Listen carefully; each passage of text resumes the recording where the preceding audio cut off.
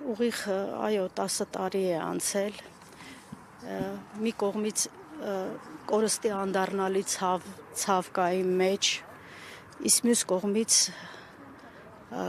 այն գիտակցումը, որ Ադամի սխրանքը մեծ հետք թողեց մեր հայոց պատմության էջերում։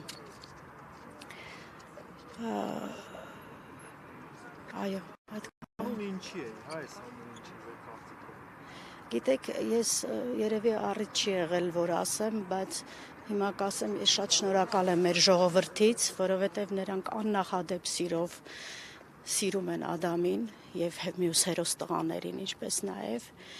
եւ ես ձեզ ասեմ, չկա ավելի վեհ, ավելի վեր գործ, արարք, սխրանք, քան մարդը, որ կարող է գիտակցաբար իր կյանքը տալ հանուն հայրենիքի, հանուն իր ժողովրդի, հանուն մյուսների, այ հանուն դրա էր ամեն ինչ։ Մեր օրներքի մեջ էլ կա, չէ՞, այդ խոսքերը։ Այո։ Եվ Ադամը ժողովուրդը Ադամին եւ Ադամին նման հերոսներին շատ սիրեցին։ Ադամի սխրանքը կարողացավ ապացուցել մարդկանց, ցույց տալ մարդկանց, մեր ժողովրդին, որ ինչպես կարելի է սիրել առանց նախապայմանի, ինչպես պետք է մարդը ապրի արժանապատիվ եւ ինչպիսին պետք է լինի իսկական ազնվական հայը։ Ես ունեմ թոռնիկ Ադամ անունով եւ նաեւ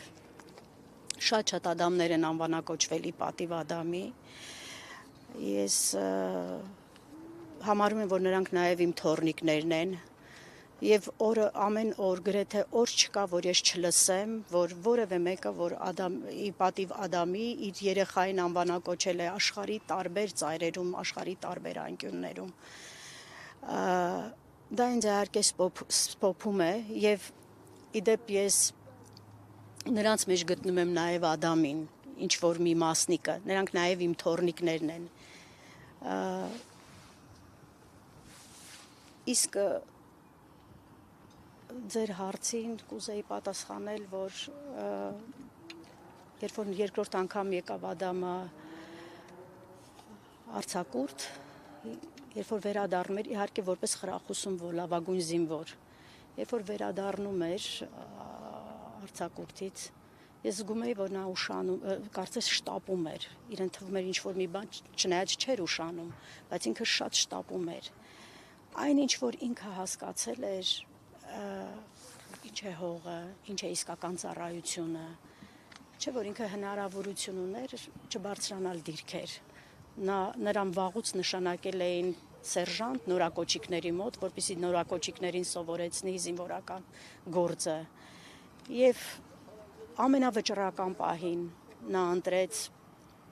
դժվարին ճանապարհը եւ որպես ջահակիր հերոս, ինչպես տարիներ առաջ գրել էին իրեն ուղված նամակում, առաջնորդեց իր հերոս ջոկատի տղաներին եւ կատարեցին աննախադեպ սխրանքներ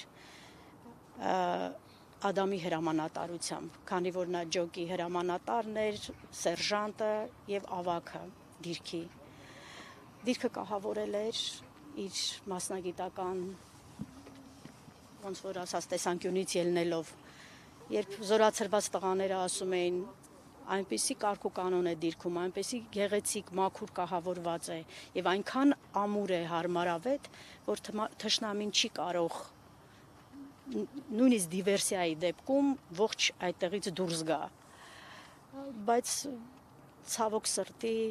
չարաբաստիկ պատերազմը շատ մասշտաբային էր, դուք գիտեք, որ ապրիլի 2-ին նույնիսկ Յաշմաջոկատով եւ ամբողջ ադրբեջանական այդ իր զինուժը, իր ամբողջ հնարավորությունները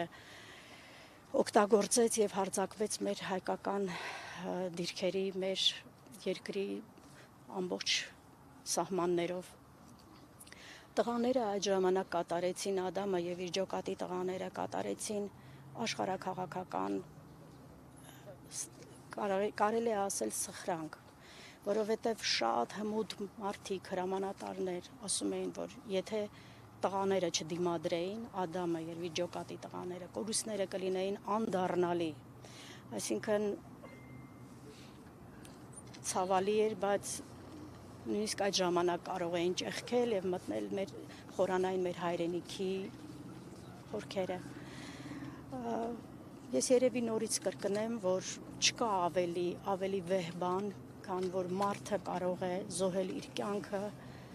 հանուն մյուսի։ Եվ դրանով իսկ ամեն ինչ ասված է, դրանով իսկ ամեն ինչ խոսված է։ Նրա հերոսությունը Ադամի խոսքերով ամբողջությամբ փոխանցել հնարավոր չէ։ Դա մի լուր գիտակցված քայլ էր, որ կարծում եմ այդ պահին յուրաքանչյուր իր զինվորը, իր հետ ծառայակից տղաներից յուրաքանչյուրն էր գիտակցում, որոնք կանգնած էին սահմանին եւ թշնամին մինչեւ ատամները զինված գրոհում էր, անverջ գրոհում էր դիրքը, անverջ նոր ուժեր էր բերում, անընդհատ ոչնչացվելով նորանոր ուժերով գրոհում էր դիրքը։ Եվ ես շատ էլի եմ ասում, շատ շնորհակալ եմ մեր ժողովրդից, որ նրանք առանց որևէ պերճախոսության, առանց որևէ գեղեցիկ կամ կեղծ փաթեթավորման գնահատում, զգում են եւ սիրում են Ադամին եւ իր սխրանքը։